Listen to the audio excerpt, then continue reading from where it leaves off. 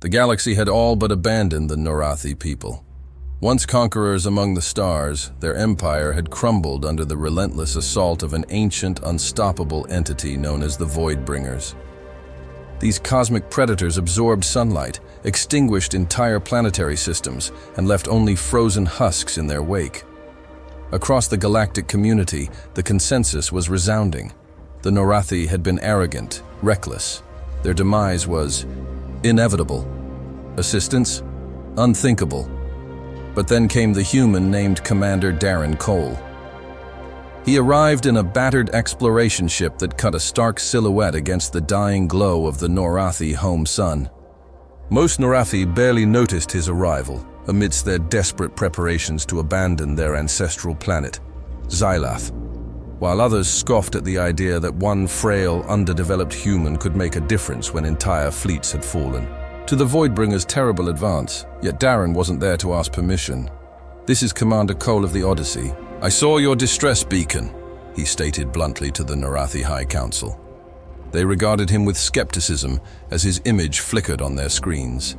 His Earth-made uniform seemed humble against the grandeur of their once proud halls. "We do not seek aid," said Minister Tural, his mandibles clacking in dismissal.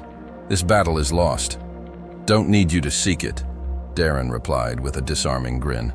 "Lucky for you, humans don't know how to leave a distress call unanswered." Tural snapped back. "What could you possibly do that we have not? Our fleet, our sons, our might. All are forfeit. Retreat is the only act of wisdom left." "You're retreating to extinction," Darren said, the fire in his voice cutting through their despair. "But if you'll trust me and fight for your home, I'll show you what humanity does best. We survive the impossible." After some persuasion, not through diplomacy, but by brazenly demonstrating the capabilities of his ship's experimental photon nets to capture energy sent by Voidbringer probes, the Council agreed. They granted him a ragtag crew of Norathi engineers and soldiers, outcasts who still clung to slivers of hope. Inside the Odyssey, Darren worked tirelessly to implement his plan, the humans' unique approach baffling his alien crew. Humanity had earned its place in the galaxy, not by brute force or overwhelming numbers, but by thinking sideways. "We adapt," Darren explained during a hurried strategy meeting. "Where others see one path, we make a new one, and we don't run." Knowing conventional tactics had no effect on the Voidbringers, Darren crafted an unorthodox gambit. The Norathi had long abandoned their forgotten geothermal grid beneath Xylath's surface as obsolete, yet Darren saw potential, rigging it to create seismic instability. His plan? Lure the Voidbringers to a concentrated strike zone, overcharge the grid, and obliterate them with a weapon born of desperation and ingenuity. "We trigger a planetary chain reaction," he explained, sketching a precarious energy loop on a holographic display. "Use the core's kinetic energy to amplify the blast. High risk, high reward." Minister Tural called it suicidal. "It's borderline lunacy," said one Norathi soldier aboard the Odyssey. "You would gamble with the life of this entire world on one explosive scheme?" "Not a gamble," Darren countered. "A calculated risk. If you got something better, you're welcome to say it." There was, of course, no better option. The Voidbringer fleet appeared on the fringes of Xylath's sector, a formidable black storm of sentient darkness blotting out the light of the stars behind them. News of their approach spread quickly, and Darren took to the communications relay, his voice broadcast across the Norathi's despondent cities. "This is your fight," he said, his voice calm but commanding. "You might think you've lost already, that you're done. But I've seen humans stand against gods and still rise. I've seen the smallest sparks ignite the brightest flames. Fight with me, because we don't get to dream of survival. We make it happen." Buoyed by his message, Norathi volunteers emerged by the thousands. They worked through sleepless nights to fortify geothermal arrays, prepare ground defenses, and develop rudimentary energy transfer conduits based on Darren's designs. Crews drew together like never before, inspired by the humans' reckless determination. the odds were still absurdly stacked against them. On the day of the assault, Xylath's skies wept thunder as the Voidbringers descended. Swirling masses of interdimensional void energy swept through Norathi airspace, tearing apart anything that dared oppose them. Much of what remained of their planetary fleet fell within moments. But Darren Cole didn't falter. He led the resistance not from the safety of orbit but on the front lines, marching alongside Norathi fighters, guiding them with unwavering faith in his mad plan. The Odyssey and its Norathi escorts used their experimental photon nets to corral Voidbringer entities, dragging them into the dense atmosphere and hammering them toward the planet's surface. The Voidbringers, detecting the buildup beneath Xylath's, crust too late, moved to wipe out the defenders in a terrifying counterattack. Darren's survival instincts and stubborn refusal to surrender proved pivotal. He coordinated the final, desperate defense, his ship's systems pushed to their very limits as they repurposed energy from the geothermal grid mid-battle to shield key installations long enough to finish the ignition sequence. "You're insane." "Cole!" shouted Turrell through comms, as Darren dove his near-crippled Odyssey straight into a Voidbringer cruiser. The collision was deliberate, a maneuver designed to overload the Voidbringer's spatial displacers with energy from the Odyssey's rebuilt generators. "Yeah," Darren replied as sparks flew around him, alarms screaming. "But isn't that why we win?" The overloaded cruiser destabilized, collapsing in on itself an instant before the chain reaction began. One by one, geothermal nodes erupted like stars being born beneath the planet's surface, converging into a shockwave localized to the Voidbringer strike zone. From orbit, the explosion was spectacular. A pulse of impossible white light obliterated the Voidbringer fleet, but left the planet itself miraculously intact. The remaining invaders retreated into the void, their prey no longer worth the risk. When Darren emerged from the wreck of the Odyssey, battered but alive, the Norathi greeted him not as a human but as their savior. A multitude of Norathi citizens bowed their heads in respect, their mandibles vibrating in their species' traditional gesture of gratitude. The High Council, for the first time in ages, was speechless. "You could have run from our distress call," said Minister Turrell, his voice softer than anyone had heard before. "I could have," Darren replied, a faint grin tugging at his lips. "But where's the fun in that?" The Norathi rebuilt with a fire rekindled thanks to humanity's intervention. Across the galaxy, Darren Cole's impossible feat became legend, a testament to the indomitable human spirit. He remained on Xylath long enough to ensure the Norathi thrived, and as he boarded the next-generation Odyssey to return to Earth, the Council gifted him a single ceremonial phrase in their language, Thalvash Ikmora. Translated, it meant, "the one who reignites hope." Few words could describe Darren Cole more perfectly. And so, in a galaxy of titans, one human stood tall, a lone spark defying impossible odds to remind the stars of humanity's most powerful traits. They adapt. They endure. They fight. And they inspire. The moment the Voidbringer fleet vanished, Xylath's skies became a mosaic of quiet stars. What followed was a stillness so profound it felt almost deafening. The planet, once trembling under the weight of despair, now stood as a beacon of hope. But the story didn't end at survival. The aftermath on Xylath Commander Darren Cole limped away from the wreck of the Odyssey, his body bruised, his ship all but scattered ruins. Yet, the Norathi treated him with a reverence typically reserved for the divine. Entire streets were filled with citizens chanting the same words in their guttural tongue, Thalvashik Mora, their voices vibrating as a single, resonating chorus of gratitude that echoed into the heavens. Restoration efforts began immediately. Norathi engineers worked to stabilize the damaged geothermal network, while others turned their attention to salvaging what little remained of their orbital fleet. Having lived in isolation from most of the galaxy for centuries, their pride had kept them from seeking external alliances. But that pride was now tempered by awe for Earth's audacious sun. Despite their previous dismissal of humanity, the Norathi began to adopt Darren's way of thinking into their culture. His relentless optimism, His willingness to act without waiting for others to believe in him became the cornerstones of a new philosophy. Earth-born resilience, they called it. Norathi adults trained their young not just in the traditions of self-discipline and logic, but in human ingenuity and risk-taking. However, for all the hero worship Darren now inspired, he avoided the limelight. He preferred to visit the devastated outskirts, the quiet places where survivors pieced their lives back together. Here, a disbanded battalion of Norathi soldiers gathered to restore homes.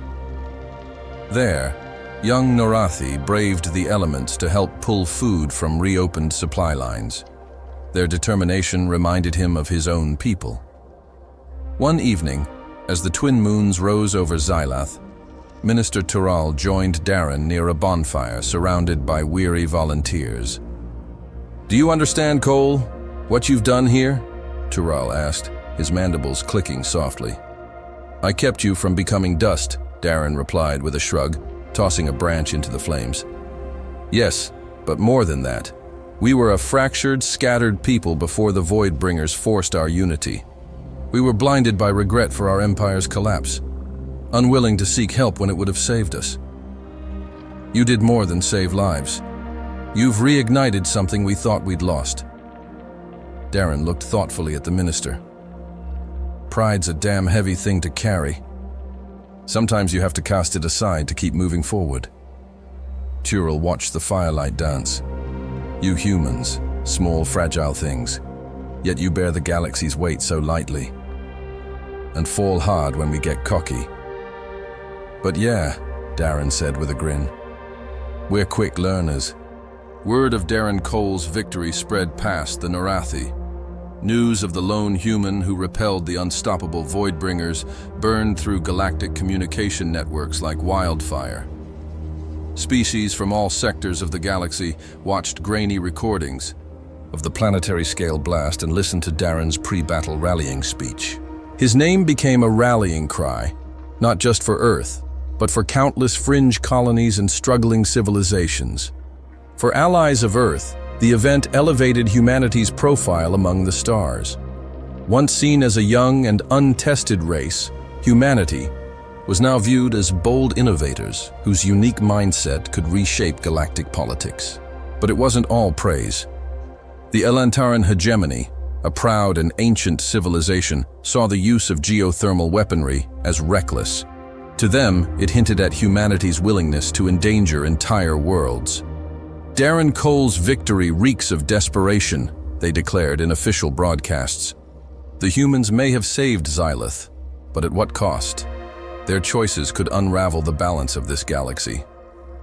Meanwhile, secretive factions like the Aurak Consortium began to see humanity as both a potential ally and a threat. They viewed Darren's actions with both admiration and suspicion. The consortium's spies swiftly began studying Earth's military advancements, eager to either mimic or neutralize them as necessary. Most chilling was the effect on the Xylath hives. Though their immediate Voidbringer predator had been repelled, Earth's blunt methods had painted humanity as both a serious threat and an uncontrollable force of chaos. Darren himself had unknowingly sparked murmurs within the Xylath swarms. Already, there were reports of new, disturbing shifts in the hive's behavior, perhaps influenced by Darren's gambit. For better or worse, humanity was no longer just a curious upstart. They were a primary player on the galactic stage. Back on Xylath, Darren's victory celebrated unity, but it wasn't without its scars. Whole cities lay in ruins. Massive swathes of land had been rendered uninhabitable by the seismic consequences of his plan. While few outright condemned him, many asked whether avoiding extinction was worth the destruction of their homeworld. Darren bore that weight with an unflinching sense of responsibility, working tirelessly alongside the Norathi to rebuild what had been lost. But the strain crept into his soul. Late at night, when the celebrations died down and silence enveloped the ruins, Darren grappled with sleepless thoughts. What if his plan had failed? What if countless Norathi lives had still been lost? What, Price would be acceptable for the survival of one civilization over another? He shared his doubts with no one but Xylath Jaren, a stubborn, battle-scarred captain in the Norathi resistance. Xylath had been skeptical of him from the start, and her sharp tongue kept him grounded amid the adoration. "I see it in your eyes, Terran," she said one evening, punctuating her words with a pull from a dark metal flask. "You think you're a savior, but it keeps you awake at night because you might also be their executioner." "Not the pep talk I was looking for," Darren replied dryly. "You're not looking for honesty either. You're human enough to understand regret, but Norathi don't live in regret. There's no worth in wondering if you've done enough. You fight. You build. You carry on until the stars burn out." Darren chuckled. "That your way of saying thanks?" "It's my way of saying don't stop," she replied, offering him the flask. "Because you're not done yet." Hints of the future.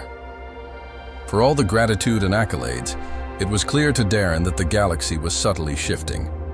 His intervention had shown civilizations that survival didn't favor the biggest fleets, but the cleverest minds. And it had also opened a Pandora's box of possibilities. The Xylath weren't the only threat out there. Neither were the Voidbringers, for that matter. Strange signals had begun radiating across distant edges of the galaxy. Dyson spheres, Dyson swarms, and even ancient relics hidden in neutron star systems suddenly came online for the first time in millions of years. Rumors of nascent AI empires awakening in the galactic core found their way to Xylath, and there were whispers of Voidbringer remnants growing restless, adapting, preparing for something far worse. Darren Cole, now Thalvashik Mora, was learning the hard way that igniting hope comes with a heavy cost.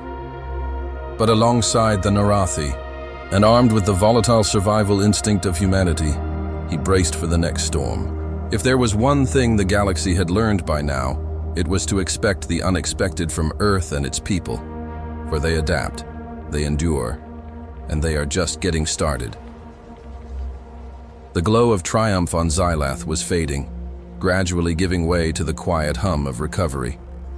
The Norathi worked tirelessly to build a new future from the ashes of their old empire, but for Darren Cole, the burden of what lay ahead pressed heavily on his shoulders.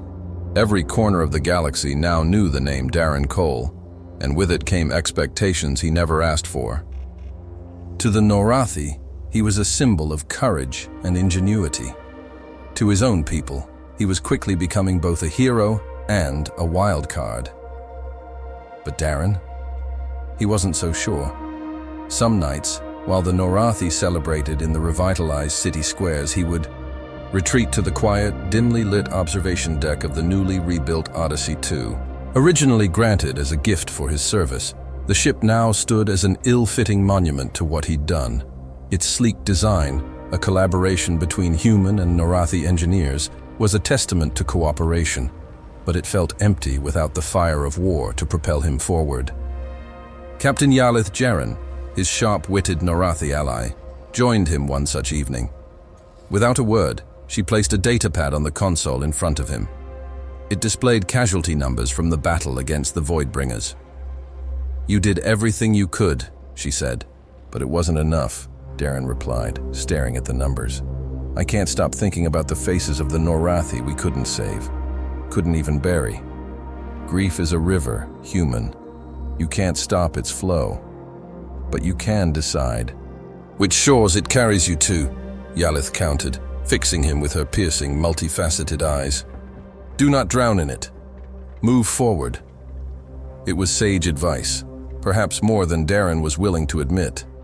But the shadows of that battle refused to leave him. The weight of survival wasn't lifted in victory.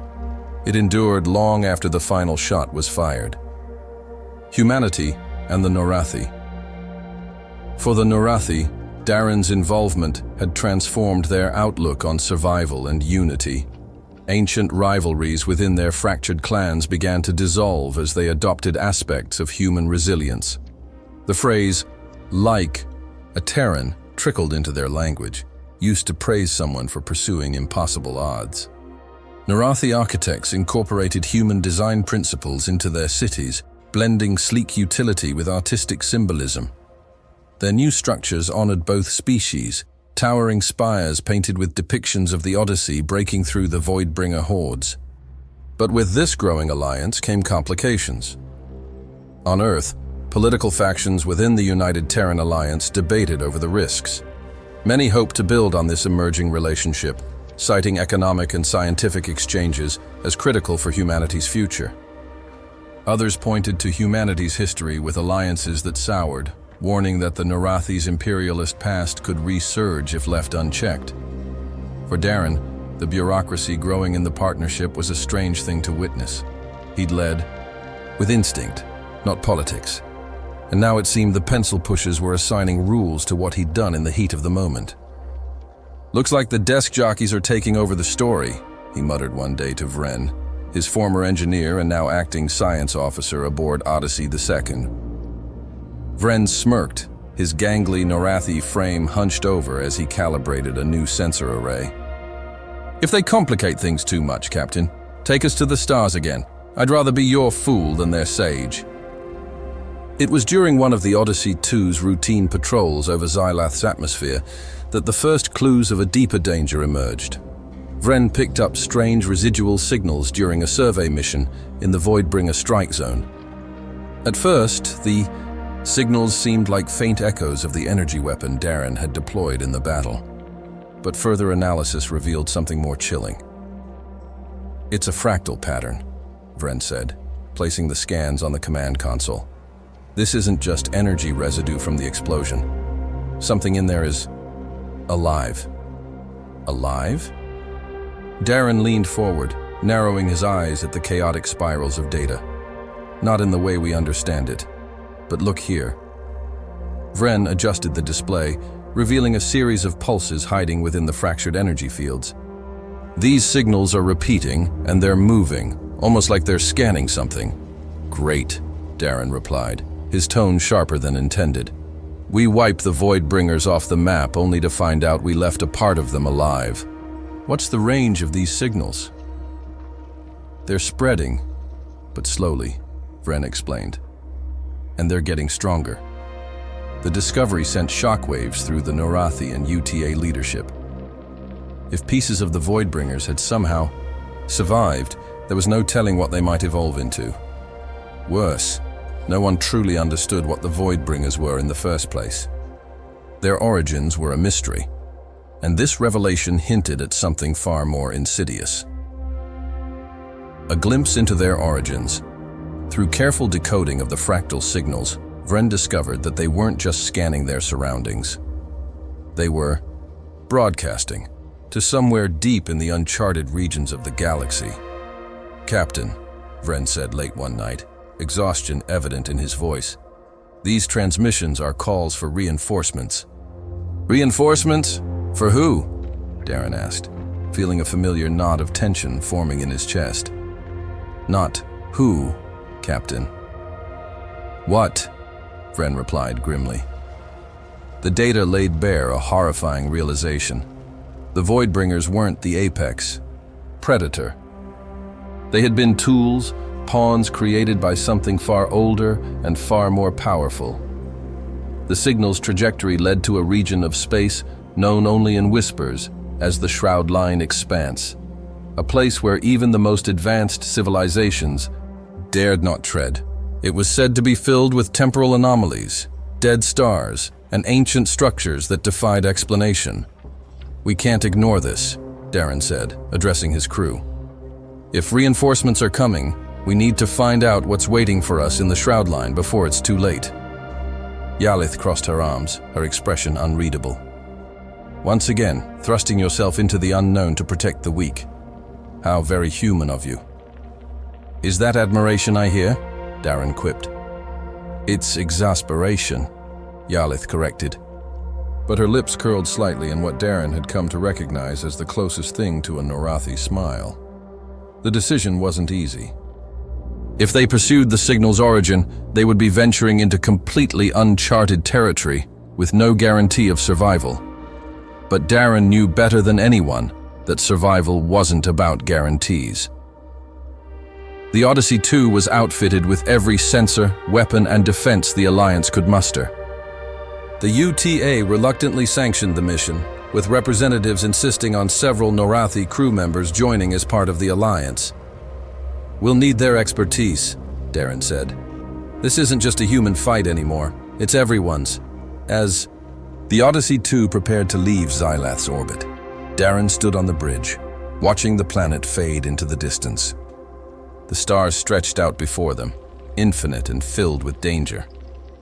"This'll make the Voidbringers look like a playground brawl," Xylath said, stepping beside him. "Yeah," Darren replied, a determined glint in his eyes.